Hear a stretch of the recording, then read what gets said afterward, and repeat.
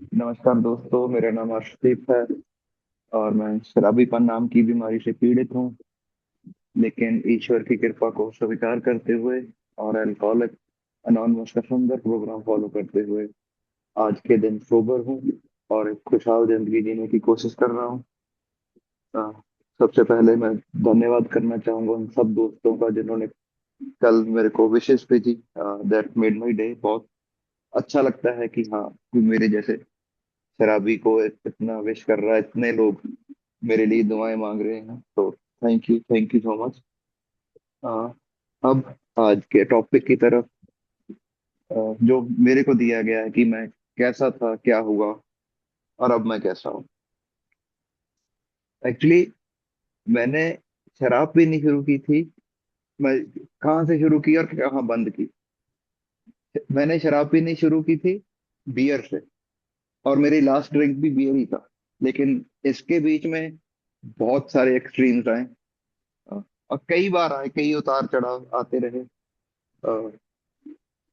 पहली बार दोस्तों के साथ बियर पी थी, एट्थ स्टैंडर्ड में साथ साथ शायद मैं सेवन्थ और एट्थ, तब एग्जैक्टली आई कांट रिमेम्बर।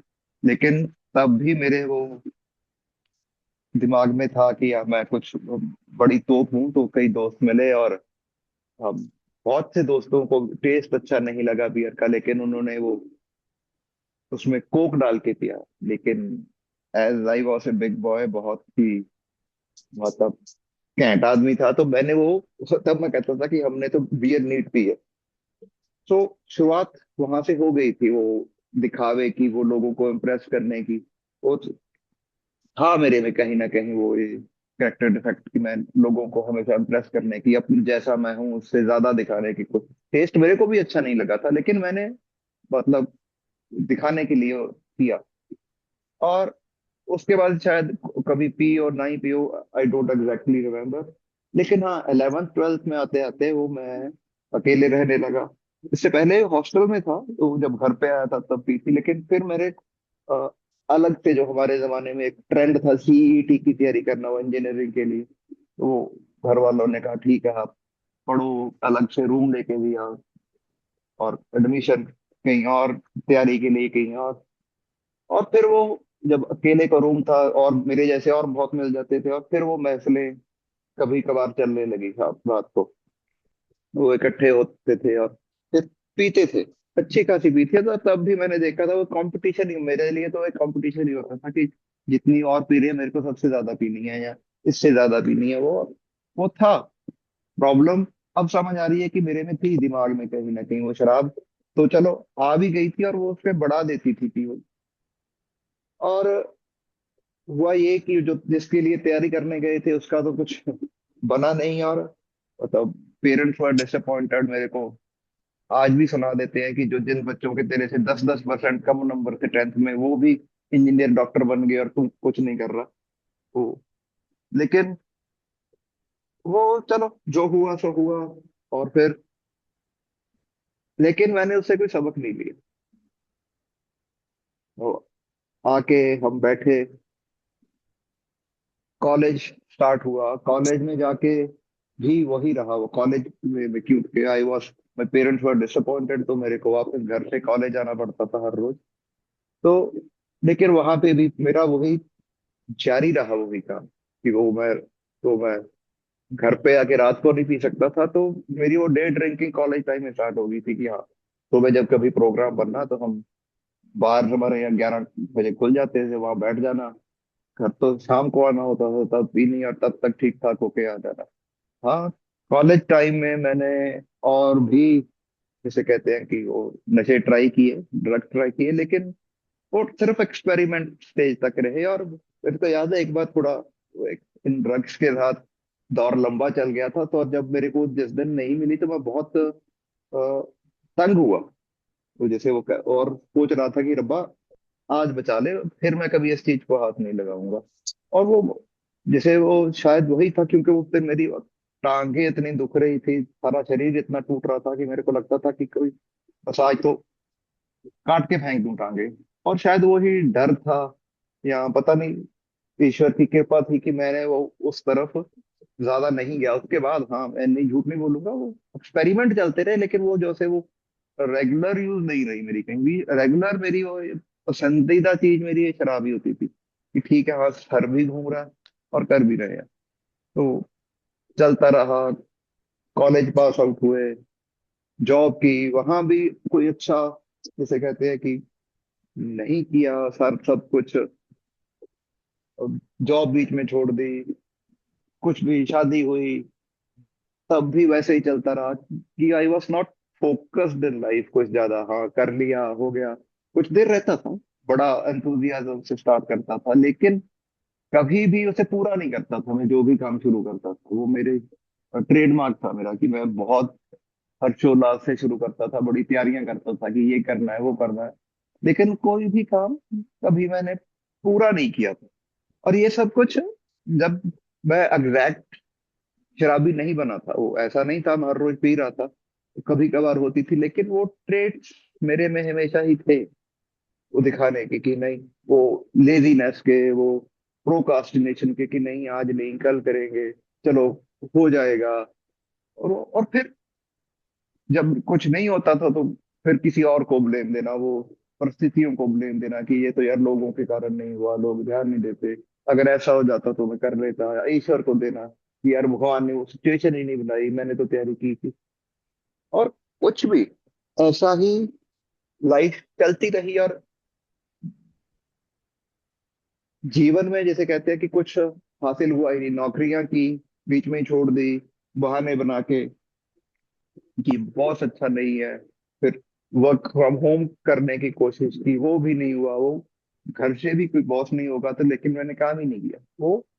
और मेरे को लगता था कि ये मेरे लायक काम नहीं है, मैं तो कुछ ना कुछ बहाना बना के, मेरे मेरे पास मतलब काम ना करने के हमेशा ही बहाने रहे हैं, और मैंने कुछ काम नहीं किया। एंड में खेती करनी होती है, खेती, हाँ कुछ था या पता नहीं। और मेरे को ये रहता था कि, और मैं कहता था, ये रहता नहीं था, मैं ये कहता था कि यार मेरी तो भगवान ने पेंशन लगा के भेजी है, अब मैं इसमें क्या कर सकता हूँ, हाँ पैसे आ रहे हैं तो क्या करूँ।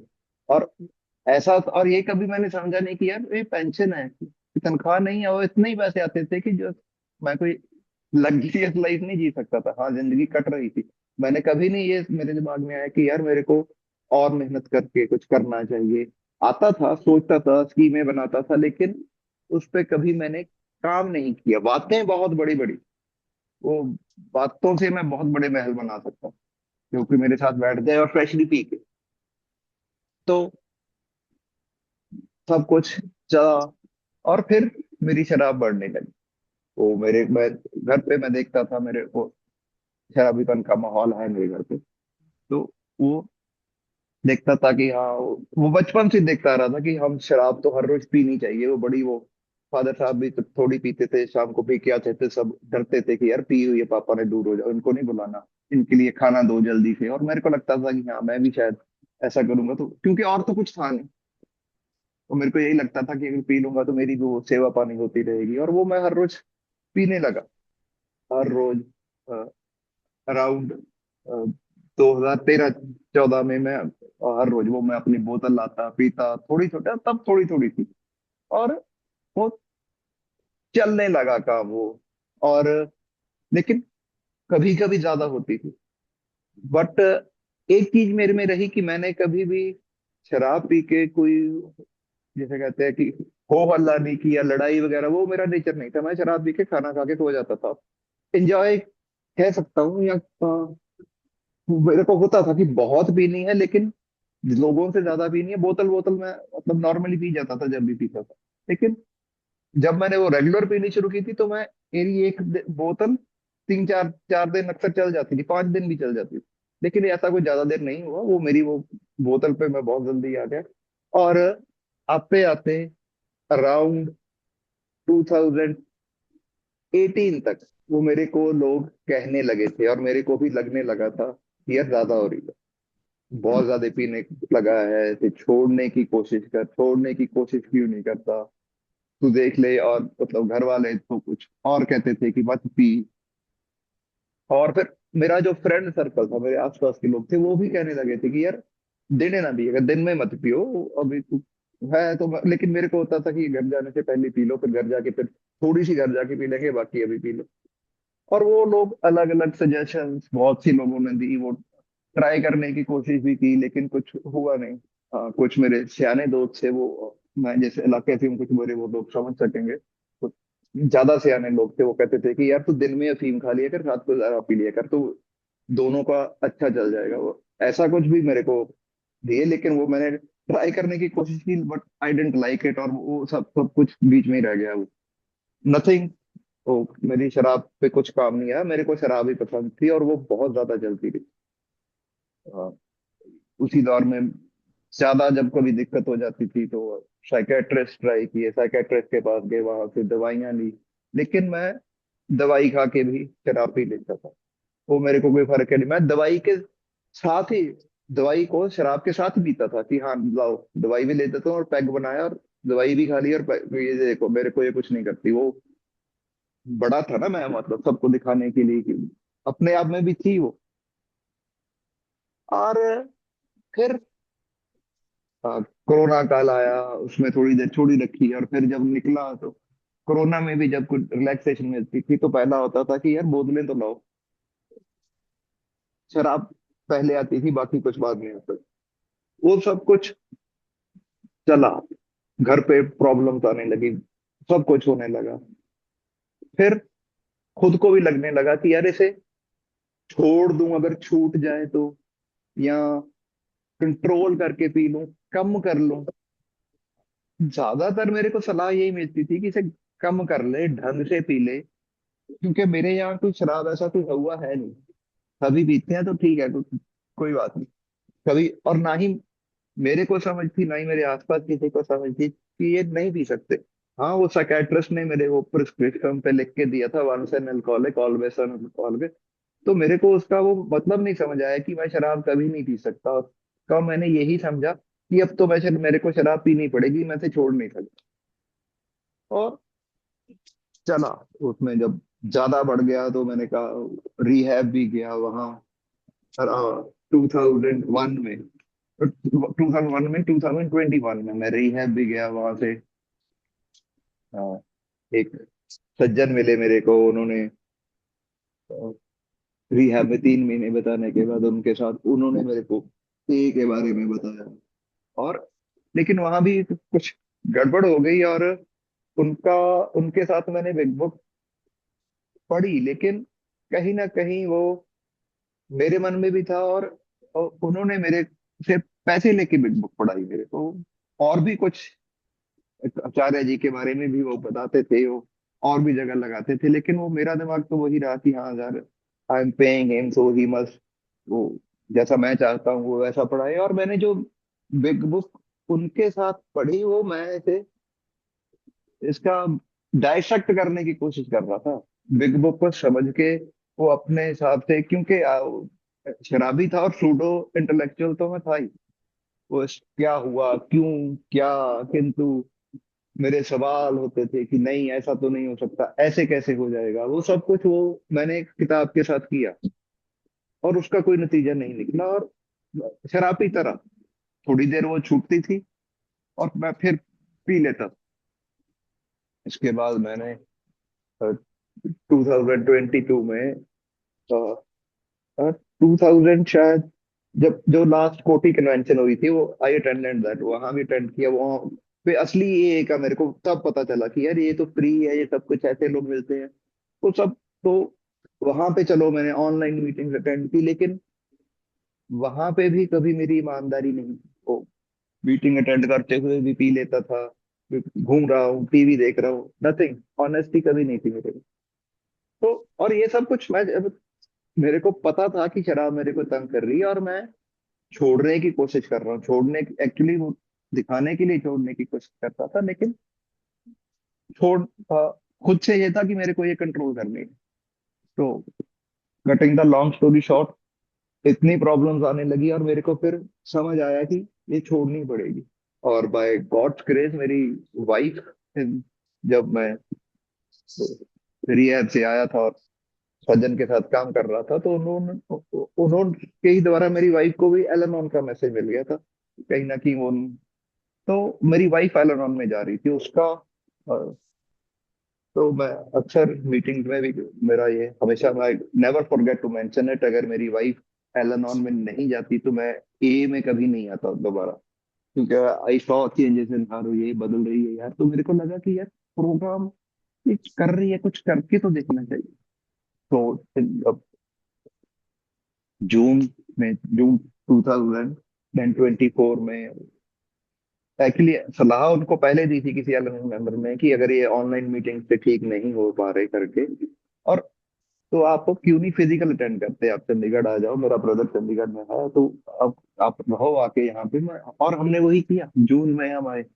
दैट वाज 3 जून को हम चंडीगढ़ आ गए पूरा एक महीने के लिए, कि ठीक है वो सारा कुछ बोरिया बिस्तर लेके कि हाँ हम चंडीगढ़ जाएंगे, वहां रहेंगे। और हर रोज मैंने मीटिंग अटेंड करनी शुरू की। और 3 जून को ही मेरे को लगा कि यार आज तो चलो, कल से तो छोड़नी है, आज पी लेते हैं। ओ, खरीदने गए थे एक बोतल, उन्होंने कहा कि यार कल तो ठीक है बंदा, कल वो इलेक्शन का रिजल्ट आ रहा था, और मेरा शराबी दिमाग ने कहा, ये मैंने नहीं सोचा कि कल तो मैंने पीनी नहीं है, आज ही पीनी है। उन्होंने कहा कि ठीक है यार पेटी दे दे। और फिर वो पेटी मेरी चली 4-5 दिन, और 7 तारीख तक चली, और 8 के बाद मैंने नहीं।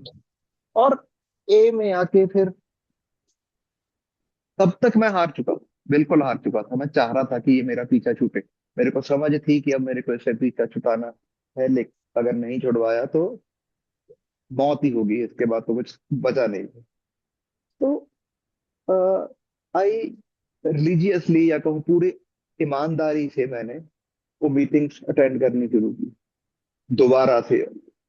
उसे कहते हैं कि फिजिकल मीटिंग, वो 3-4 दिन तो मैं मीटिंग जाता था, शाम को आके पी लेता था, यही हौसला होता था कि यहाँ पड़ी है जाके पी लूंगा। तो मीटिंग्स जब लगानी शुरू की, मीटिंग में सुनना शुरू किया पहली बार मैंने कि लोग बोल क्या रहे हैं, और फिर वहां से शुरू किया मेरा वो, ऑनेस्टली उन्हें मानना शुरू किया। मैं विलिंग हुआ कि यार हाँ, जो ये दोस्त मेरे बोल रहे हैं, भाई मेरे बोल रहे हैं, कुछ तो होगा ना यार, इतनी इतनी स्टोरियां सुना रहे हैं। इससे पहले मैंने कभी बात ही नहीं सुनी थी वो, कमाल की बात है वो, गानों में मेरी बातें पड़ती रहती थी, लेकिन मैंने कभी सुनी नहीं थी। वो खुल के मैंने दिमाग खोल के उनको फॉलो करना शुरू किया कि हाँ यार, जैसा ये कहते हैं करो तो सही, वो जो हॉल्ट का प्रोग्राम है वो करो तो सही। और फिर स्पॉन्सर लिया, उनकी बात माननी शुरू की। उससे पहले भी मैं एक बार ले चुका था, लेकिन उसका कोई फायदा नहीं हुआ था।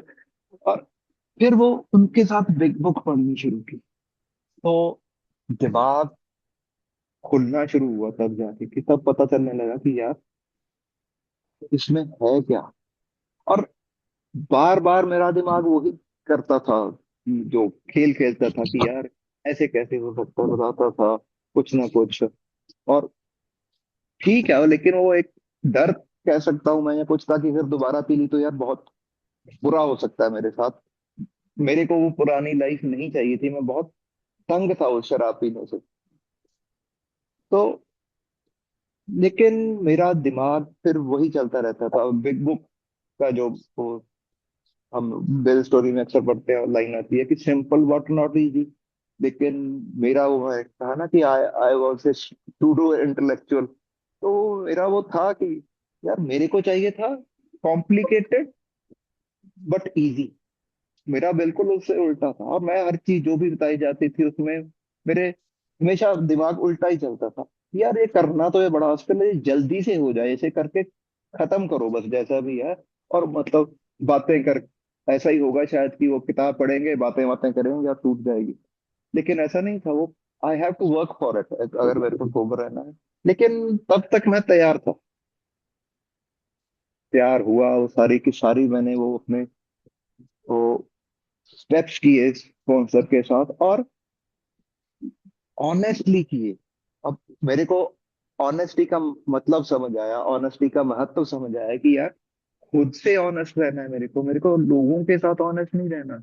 अगर मैं खुद से ही ऑनेस्ट नहीं हूं तो किसी और के साथ नहीं हो सकता। वो ऑनेस्टी से, जो मैं पहले मान ही नहीं रहा था ना, जो कि मेरे को शराब से समस्या है, या मैं एक भी घूंट नहीं पी सकता, जो मैं, मेरे को समझ आया कि मैं जितना भी एक्सपेरिमेंट करता रहा हूँ पीछे, कि वो मेरी बेईमानी ही थी। क्योंकि मैं कहीं ना कहीं सोचता था कि जो मेरे साथ पहले हुआ है, अगर अब मेरे को समझ आ गई है, वो सेल्फ नॉलेज मेरे काम नहीं आई थी, वो मेरे को मानना पड़ा ईमानदारी से कि मैं शराब का एक भी घूंट नहीं पी सकता। और ये भी मानना पड़ा कि मेरी जीवन अस्त व्यस्त हो गया है, वो पहला कदम।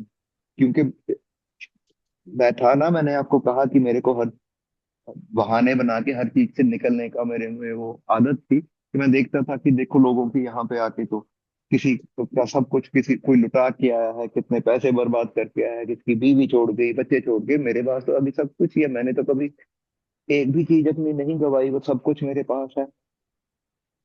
लेकिन मैंने कभी यही नहीं सोचा कि मेरी लाइफ है कहाँ, इतना तंग तंग भी हूं ना मैं। तो वो ऑनेस्टली मेरे को मानना पड़ा कि हाँ, मैंने अपना जीवन भी अस्त व्यस्त कर दिया है। और जो ईश्वर को मैंने अपने वो अपना हिसाब का बना रखा था कि हाँ, जब मेरे को चाहिए, अगर वो मेरे मन की बात ईश्वर, मेरी इच्छाएं ईश्वर पूरी कर रहा है तो ईश्वर है, नहीं तो काय का ईश्वर। और वैसे भी उसे मतलब उससे कांटेक्ट करने का भी मेरा तरीका वो दिखावे वाला ही था। गुरुद्वारे जाओ, मत्था टेको, पैसे पैसे चढ़ा दो, ये सब कुछ।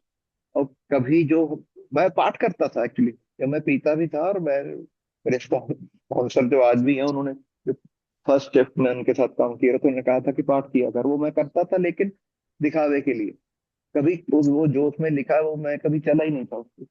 वो समझ आया कि यार जो आप पढ़ रहे हो, जो कर रहे हो, उसको सिर्फ समझना नहीं है, उस पर चलना भी है। और वही मैंने वो हमारी किताब बिग बुक के साथ भी किया। वो स्पॉन्सर के साथ बैठ के वो पहले माना कि हाँ, ईश्वर है, और वो सब कुछ करेगा मेरे लिए जो मैं खुद के लिए नहीं कर पा रहा। उनके साथ अपने वो सारे के सारा फोर्थ स्टेप में अपनी वो सारी कमियां देखी कि मेरे में है क्या। वो देखा कि यार, जो मैं अपने आप को बड़ा ही कुछ तोप समझ रहा था, वो मैं नहीं हूँ। और मेरे में तो इतने सारे कमियां हैं, मेरे इतने सारे अवगुण हैं, मेरे वो करेक्टर डिफेक्ट्स हैं, वो सारे के सारे मेरे जब सामने आए, तो जैसे कहते हैं कि वो मेरी तो दुनिया ही हिल गई। जो मैं समझ रहा था कि जो मैं हूँ असल में, तो मैं वो वही नहीं। जो मैं बाहर से दिखाने की कोशिश कर रहा था, जो मैं बनने की कोशिश कर रहा था, वो एक्चुअली मैं नहीं हूँ। तो वो बन के, वो करके, अब क्या करूं? वो जो मेरे को जब पता चल गया कि यार, मतलब मैं तो एक बिल्कुल ही नकली सा आदमी हूँ, मेरे में अंदर बहुत सी कमी है जो मैंने कभी मानी नहीं थी। अब ये जब सामने मेरी असलियत, जब मेरे को जो खुद कुछ मैंने लिखा, मेहनत की, कुछ स्पॉन्सर ने मेरे को दिखाई, वो असली चेहरा फिफ्थ स्टेप में जब मेरे सामने आया, तो इसका मैं करूं क्या? वो मेरे को वो मेरे लिए असली वो स्पॉन्सर के वर्ड एक तरह से शॉकिंग ही थे। मीटिंग में जा जाके मेरे को लगने लगा था कि यार, चौथा पांचवा कदम बड़ा मुश्किल होता है। और मेरे स्पॉन्सर जब जब हमारा फिफ्थ स्टेप खत्म हुआ, तो उन्होंने कहा कि हाँ, अब ये तो सब ठीक है, अब असली काम शुरू होगा।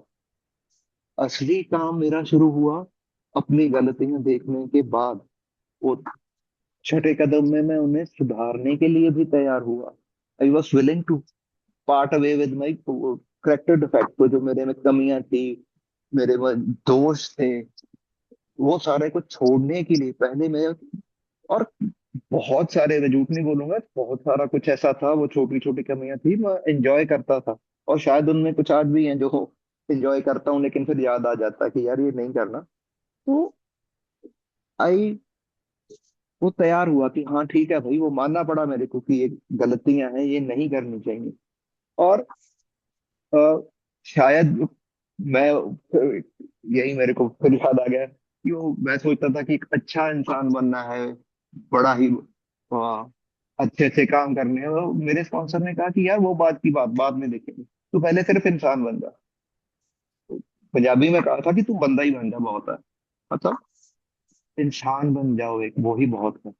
वो मेरे को समझ आया, वो उन शब्दों का महत्व समझ आया कि मैं सारे के सारा कभी इंसानों वाली बात ही नहीं की थी। क्योंकि वो जो मेरे करेक्टर डिफेक्ट में थे, वो उनमें से ये भी था कि मैं ना तो खुद से ईमानदार था, ना मैं किसी के साथ ईमानदार था। वो मेरे में सेल्फ सेंटर्डनेस बहुत थी, और मैं हमेशा दिखावे की कोशिश करता रहता था, ईगो बहुत थी। और उसी का सेल्फ पिटी जो कभी मैं कर जाता था कि यार मेरे से गलती कैसे हो सकती है, वो था मेरे में कि यार नहीं नहीं, मैं तो गलती कर ही नहीं सकता। मैंने लिखा था अपनी कि मैं बड़ा पछता रहा हूँ ये गलती करके, मैंने बहुत गलत किया। तो वो उन्होंने कहा कि यार इंसान है, समझ आया कि इंसान हूँ, गलतियां हो गई, अब पता चल गया है गलतियां हो गई तो इन्हें सुधार। असली काम जो था वो था, ठीक है इंसान हो, गलतियां होगी, लेकिन इन्हें सुधारो, इन्हें दोहराओ मत। गलती एक बार होती है, बार बार नहीं होती। वो गलती ही पाप बन जाती है अगर उसे अब बार बार दोहराओ। तो वो नहीं पता था, वो समझ आया। वो सारा कुछ किया, वो जो पीछे गलतियां हुई थी वो आगे चल के उनके साथ वो माफी मांगी जिनके साथ हुआ था, और भूल सुधार किया। वो आज भी चल रहे हैं, मेंस चल रहे हैं वो घर पे। वो यूजफुल होने की कोशिश करता हूँ हर जो भी मेरे को हो, वो सब कुछ।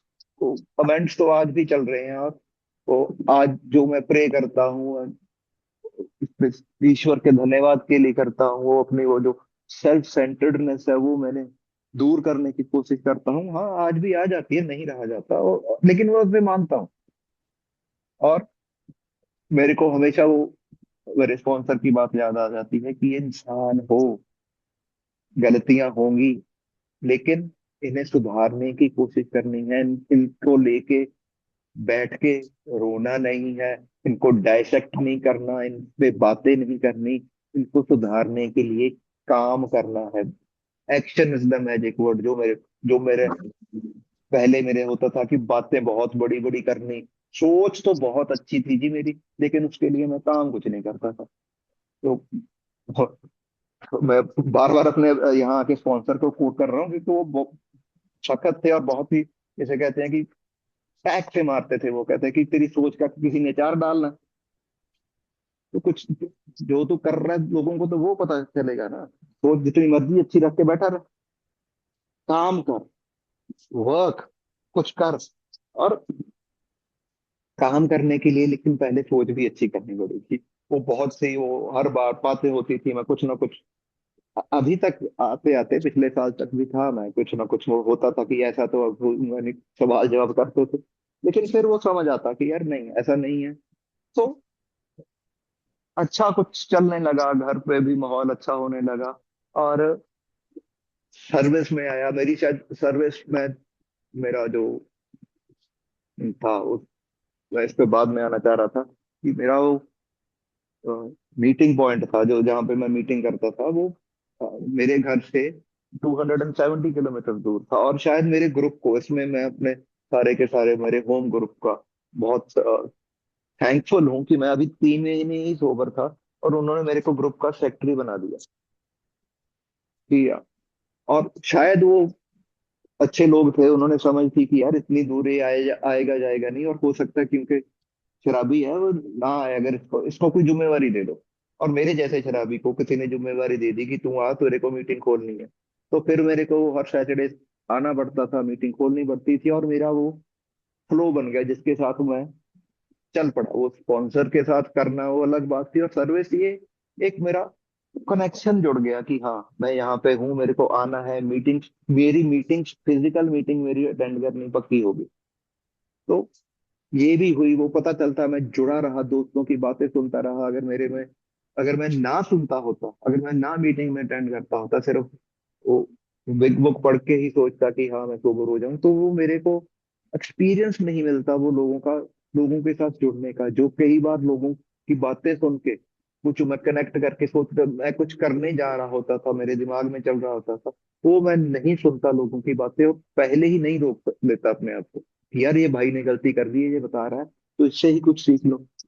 वो मेरे को पुरानी आदत छोड़ी मैंने कि यार मैंने खुद की गलतियों से सीखना, हम तो खुद ही करके देखेंगे पहले। वो मीटिंग्स में आके, यहाँ पे आके सीखने को मिला। और जब मैं लगभग 10 महीने सोबर था, तो वो एक फिर ईश्वर की कृपा हुई।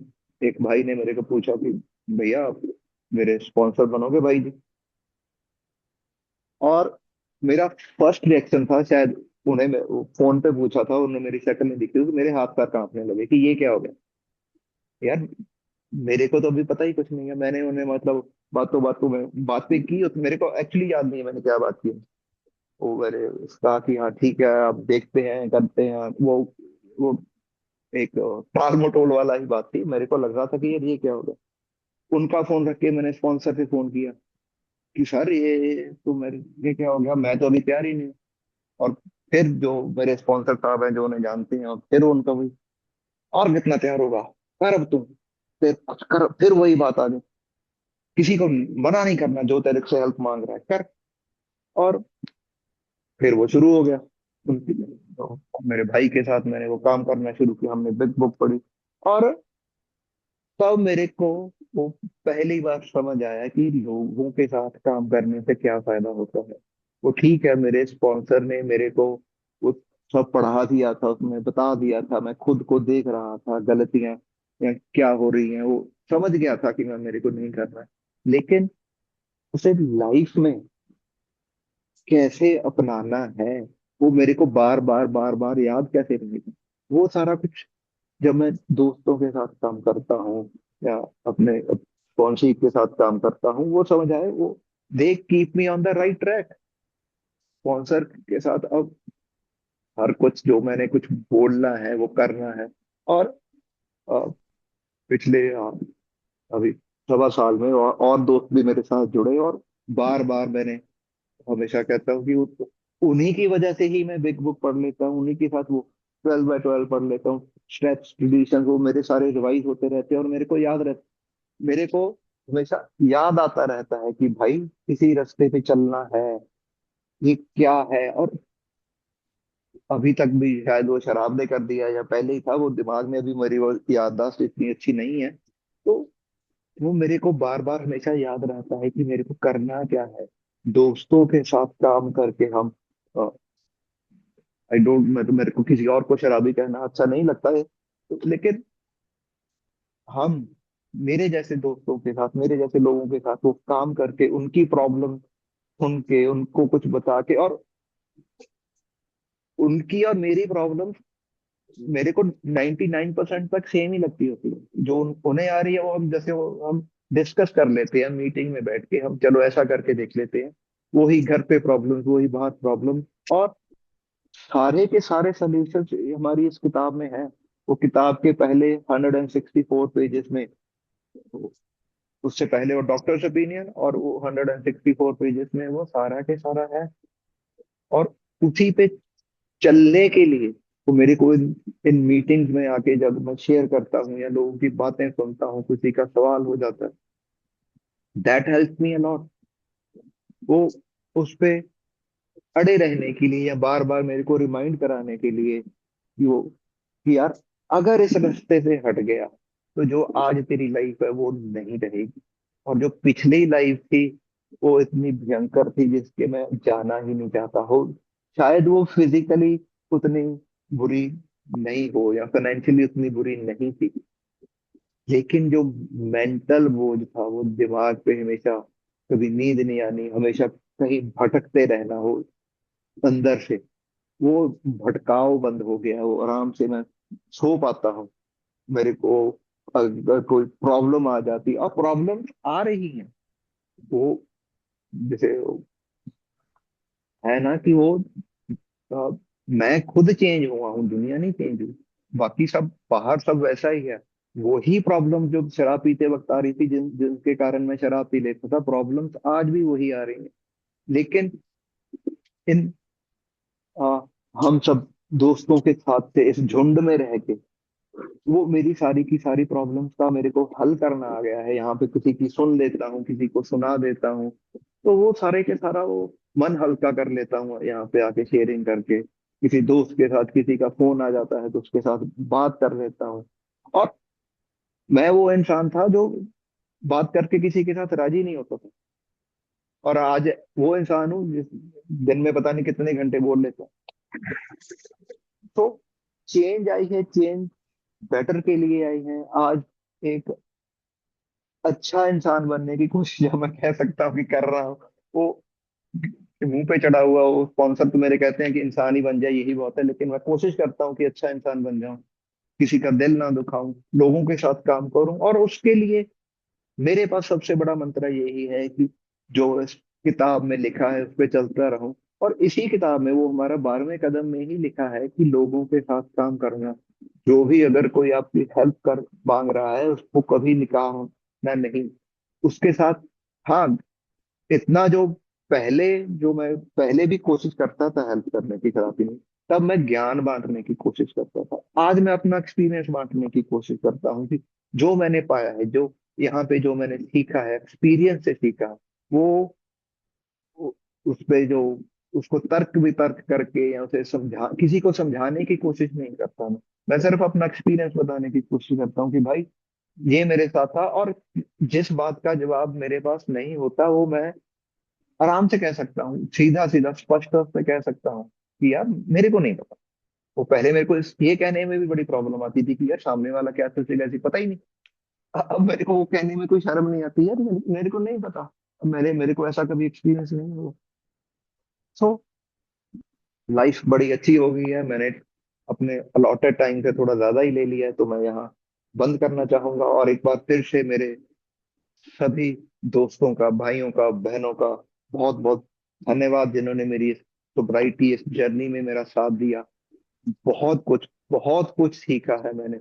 और मेरा ये एक्सपीरियंस है कि मैंने नए लोग ही हैं यहाँ पे आके जो मेरे को सोबर रहने में मदद करते हैं, जो मेरे को हमेशा दिखाते रहते हैं कि भाई वहां नहीं जाना।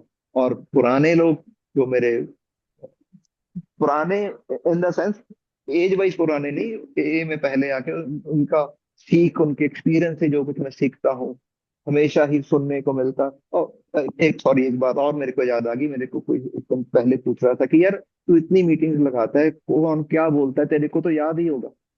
और पता नहीं कहाँ से मेरे को आया कि हाँ, बहुत सी बातें मेरे को याद ही होती हैं, लेकिन फिर भी सीखने को बहुत कुछ मिलता है। वो मेरा माइंड सेट जब मैं सुन रहा होता हूँ शायद कुछ अलग होता है, मेरे दिमाग में प्रॉब्लम कोई अलग चल रही होती है। यहाँ पे आके सुन के, बातें सुन के, शेयरिंग सुन के, जो मन को आराम मिलता है, मेरी मुश्किलों का हल सब सबका मेरे को यही मिल जाता है। And thank you everyone, thank you, बहुत बहुत थैंक यू। आप सबका बहुत बहुत शुक्रिया, ईश्वर का बहुत बहुत शुक्रिया, आज मैं जहाँ हूँ मेरे को एक सुकून भरी जिंदगी देने के लिए। थैंक यू जी, थैंक यू सो मच।